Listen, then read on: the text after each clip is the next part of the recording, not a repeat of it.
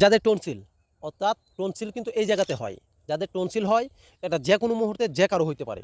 আপনি যে ভিডিওটা দেখতেছেন আপনার যে হবে না এমন কোনো কথা না, আপনারও যে কোনো মুহূর্তে হইতে পারে। এই জন্য আমি একটা চিকিৎসা বলে দিচ্ছি, চিকিৎসাটা শিখে রাখেন, কাজে লাগবে।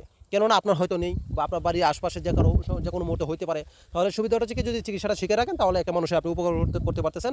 যদি তাকে বলে দেন যে এই চিকিৎসাটা এইভাবে করো তাহলে ভালো হয়ে যাবে। অপারেশন ছাড়া কোনো গতি নাই। ডাক্তারের কাছে গেছেন, সে বলছে বাধ্যতামূলক অপারেশন করতেই হবে।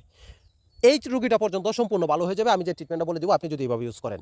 টনসিল অতিরিক্ত বড় হয়ে গেছে, প্রচুর ব্যথা করে, অপারেশন ছাড়া কোনো গতি নাই, বাধ্যতামূলক অপারেশন করতে হবে। সেই রোগীটাও যদি মাত্র একবার ইউজ করেন, একবার ইউজ করাতেই আপনার ব্যথা ট্যাথা সব চলে যাবে, ফুলা প্রায় 50% কমে যাবে। আপনি যখন 3 থেকে 4 বার ইউজ করবেন তাহলে টনসিলের যত বড় প্রবলেমই থাক না কেন এটা সম্পূর্ণ ভালো হয়ে যাবে ইনশাআল্লাহ আল্লাহর রহমতে। কেননা এটা সম্পূর্ণ প্রাকৃতিক গাছগাছরা দিয়ে। দেখেন, বানরলাটি গাছ, কেউ বলে বানরলাঠি, কেউ বলে বান্দরলাঠি। আপনাদের অত্র এলাকাতে এই গাছটাকে কী নামে ডাকা হয় সেটা অবশ্য আমি জানি না। আপনার কাছে ছোট্ট একটা রিকোয়েস্ট থাকবে, প্লিজ আপনি